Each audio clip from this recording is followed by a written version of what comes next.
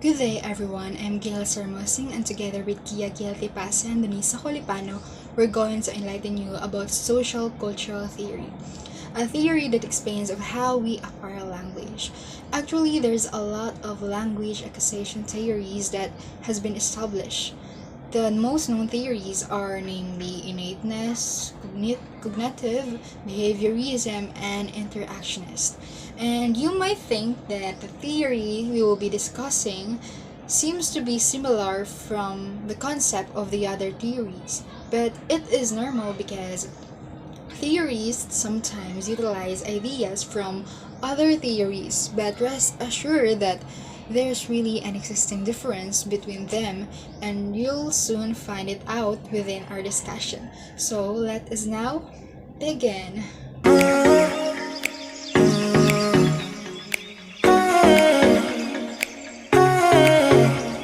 So let us now go first to the concept of the theory.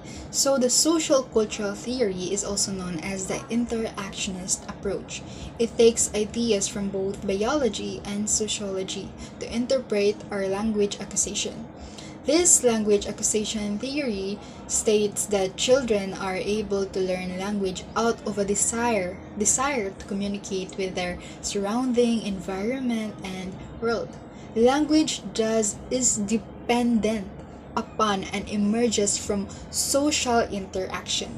The theory argues that due to our language developing out of a desire to communicate, our language is dependent upon whom we hang around and with whom we want to communicate. For example, infants being raised by only their mother are more likely to learn the word mama and less likely to develop the word dada. Among the first words we learn are the ways to demand attention or food. And another example, another real life experience example is me.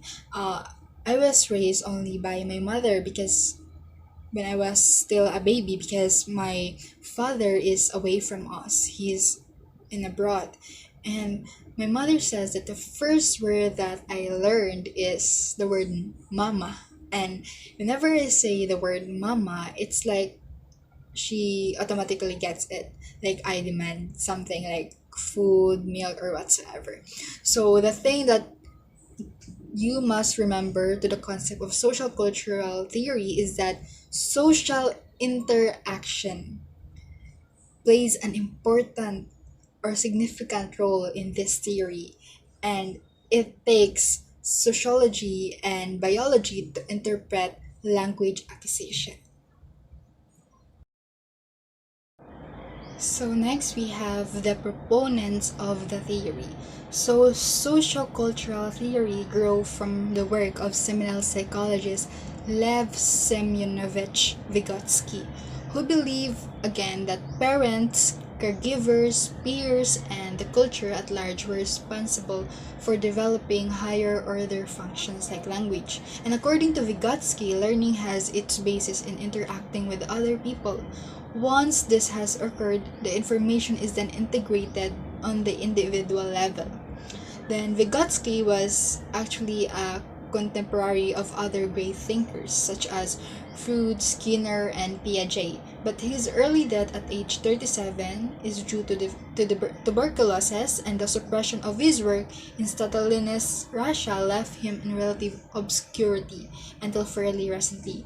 As his work became more widely published, his ideas have grown increasingly influential in areas including child development, cognitive psychology, and education. So, Vygotsky is actually the one who invented the social cultural theory. But then, at first, when he developed it, it's not popular, and it only gained the the saddest part is that it only gained its popularity when he's already gone from this world. So again, the proponent of the theory of the social cultural theory is Lev Semyonovich Vygotsky. The theory emerged in 1930s but not actually recognized. But eventually, it gained popularity in 1980s and 1990s as an alternative to Piaget's cognitive development theory in Russia. It becomes the foundation of much research and theory in cognitive development over the past several decades. So the following are the criticisms of social cultural theory. In terms of observation and testing, the theory was criticized because of lack of experimental tests. His ambiguous concept of social interaction, which failed to specify the ideal ways to interact with people, allowed the criticisms to continue. In terms of active participation in acquisition of language, his hypothesis has been criticized for failing to explain for some children's delayed cognitive development.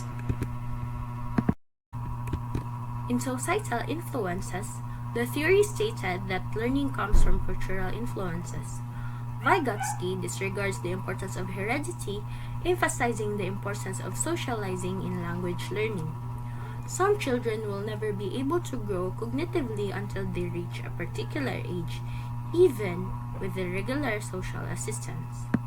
Jean Piaget, a Swiss psychologist, conducted a systematic study of cognitive development that offers some answers Vygotsky could not. So the theory is also criticized because of lack of cultural relevance. The core principle of this theory is that social interaction is essential to learning, so this assumes that all societies are the same, which is incorrect. He emphasized the importance of instructional scaffolding, which allows students to make connections based on social interactions. In fact, language is only emphasized in few learning activities, while other skills are learned through hands-on experience and observation.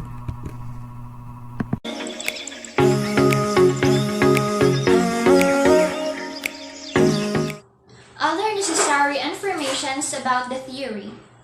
Vygotsky claimed that we are born with four elementary mental functions, namely attention, sensation, perception, and lastly, memory. First is attention. Attention is the ability to actively process specific information in the environment while turning out our details. Attention is limited in terms of both capacity and duration, so it is important to have ways to effectively manage the attentional resources we have available in order to make sense of the world. Second is sensation. Sensation is any concrete, conscious experience resulting from stimulation of a specific sense organ, sensory nerve, or sensory area in the brain. Third is the perception. Perception is the organization, identification, and interpretation of sensory information in order to represent and understand the presented information or environment. Last is memory. Memory refers to the processes that are used to acquire, store, retain, and later retrieve information.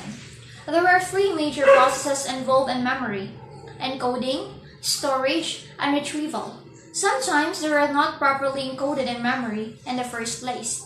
For example, memory in young children, this is limited by biological factors. However, culture determines the type of memory strategy we develop. For example, in Western culture, children learn note-taking to aid memory, but in pre-literate societies, other strategies must be developed, such as tying knots in a string to remember or carrying pebbles.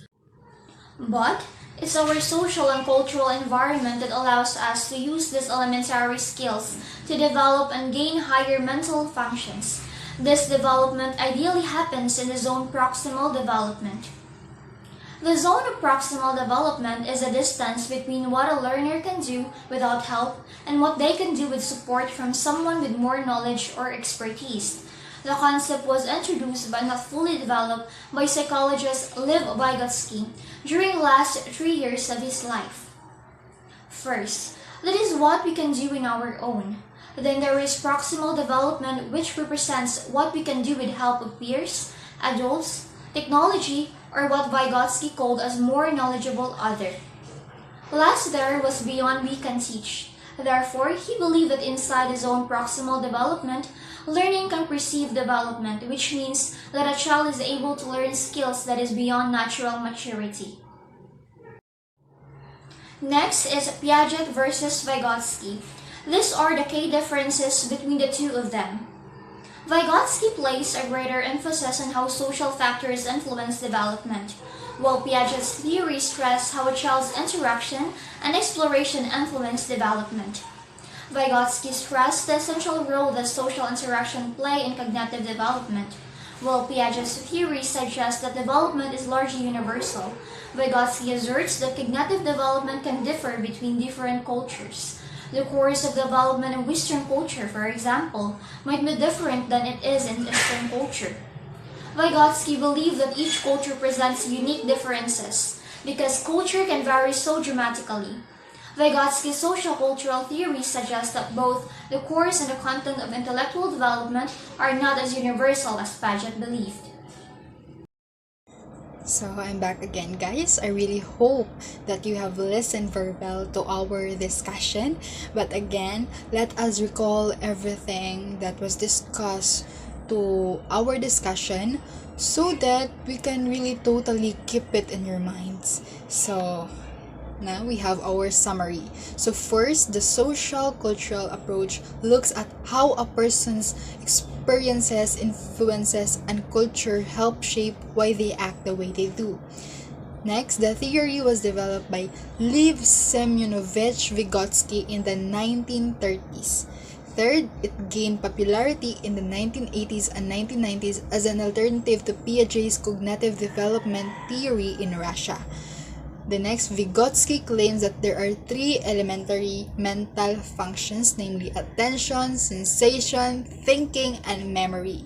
Next, humans' ability to recall information is a result of our understanding of complex language. The next is that the social-cultural theory is also known as the interactionist approach. It takes ideas from both biology and sociology to interpret our language acquisition. And lastly, the zone of proximal development is the distance between what a learner can do without help and what they can do with support from someone with more knowledge or expertise and things we can do beyond our natural skills. It is a thing that helps us to ideally develop or form elementary mental functions. Then also to remind you that the social cultural theory said that children acquire language through social interaction through the help of other people like our parents or peers and classmates or whatsoever. And the term that we called about them that was invented by Vygotsky, those people who contributes to our language acquisition is called as more knowledgeable other. It's important to keep in mind that theories of language acquisition are just ideas created by researchers to explain their observations. How accurate these theories are to the real world is debatable. Language acquisition is a complicated process influenced by the genetics of an individual as well as the environment they live in. So once again, this is Gail Sarmusing and together with Gia Gail Tipase and Misa Colipano, thank you for listening.